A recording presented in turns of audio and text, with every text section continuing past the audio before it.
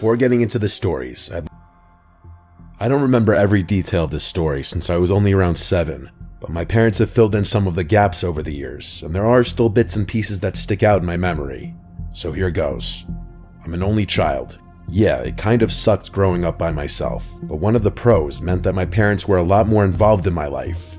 They'd really go out of their way to make sure I was thriving, and I look back appreciatively on that. Every year around Halloween, my parents would transform our basement into a haunted house. It wasn't anything fancy, just some old decorations, fake spiderwebs, strobe lights, and a lot of enthusiasm. The whole thing was for a good cause. You had to donate canned food to get in, and my parents would give everything we collected to the local food bank. They even made flyers and passed them around my school and a couple of other elementary schools nearby. The vast majority of people who came were parents of kids in my school, but there were always a handful of parents and kids that we didn't know. My parents actually welcomed that. The more strangers there were, the more food they'd be able to collect, and the greater the likelihood that the haunted house would be a hit. We lived in a pretty big brick house in Haverton, Pennsylvania. A lot of the houses in our neighborhood were fully brick for historical reasons I won't get into. That also meant that most of them were really old too, since it was kind of frowned upon to do any remodeling. Our house was the kind of place that already had a bit of an eerie vibe to it, especially at night with its old creaky floors and dimly lit hallways. Every year, my cousins Jeff, Rick, Chaz, and Eric would come down to help my parents set up and manage the night. Usually, they'd dress up in scary costumes and hide around the basement to jump out and scare my friends. That year, they decided to go all out and wore matching anonymous masks. You know, those kind of creepy white masks with the blank expressions. The haunted house was a big hit that year, as usual. We had a good crowd going by early evening, but my parents told me later that there had been a strange man who showed up before things really got started. He wasn't with any kids, which was odd since the haunted house was mostly for families. He said his wife was planning to bring their daughter later on, but he wanted to drop off some food cans early. My parents didn't recognize him, but they figured it wasn't a big deal. They thanked him, took the cans, and stood there awkwardly before he got the hint and left. As the night went on and more people showed up, the basement got pretty chaotic. I remember trying to keep up with my friends, who were screaming and laughing as we ran through the decorations. At one point, one of my friends came up to me crying, saying someone in an anonymous mask had scared her. I tried to calm her down and told her it was just one of my cousins, but then she said something that made my stomach drop. She said the person had grabbed her wrist and tried to pull her into a closet.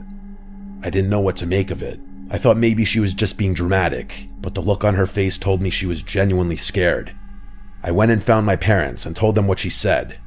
They took it seriously and went down to the basement to check things out.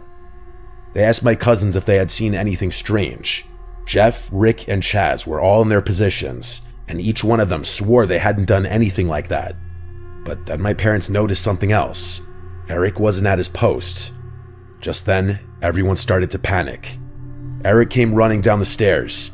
He said he'd taken a break to use the bathroom upstairs, and that when he came back, his anonymous mask was gone. He figured one of the other guys had taken it as a joke. That set off alarm bells for my parents, and they immediately shut down the haunted house. They made everyone leave and called the police, who came and searched the house, but of course, nothing turned up. That night, I was still a little shaken up, but I figured it was all over. I fell asleep easily enough, but then I woke up to this tapping sound. It was soft, but noticeable, like someone was repeatedly knocking on my bedroom window. I was too scared to get up, so I just laid there, pulling the covers over my chin, hoping I could just fall asleep. After a few minutes, the knocking stopped, and I managed to drift back to sleep.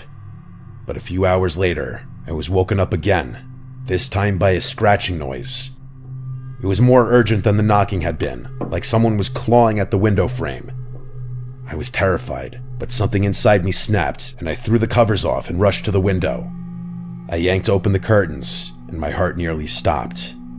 There, staring back at me, was a person in an anonymous mask, only inches away from the glass. I screamed for my parents. They rushed into the room, and I pointed frantically at the window, but by the time they looked, the person was gone. We called the police once again, and they searched the yard and surrounding area, but they didn't find anyone. There were no signs of forced entry, no footprints, nothing.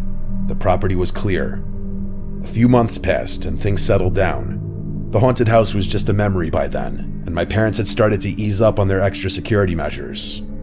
Then, one day, I came home from school to find an anonymous mask laying on my bed. It wasn't just any mask. It looked exactly like the ones my cousins had worn that night. But the thing that really freaked me out was the writing. Scrawled across the forehead in black Sharpie was my name. How the hell had that guy even known my name? We called the police again, but there wasn't much they could do besides file a report. My parents added more security cameras and made sure all the doors and windows were locked tight every night. They really went over the top with the security, adding a full alarm system and putting sensors on every window, including the upstairs ones. After that, nothing else happened. At least not that we could prove. The next few months were fine, but I swore I kept hearing things outside my bedroom window. Tapping, scratching, you name it. It was probably nothing, but it got to the point where I was scared to sleep in my own bed. I've since grown up and moved out of that house, but sometimes I still wonder if there was more to the story behind what happened to me all those years ago.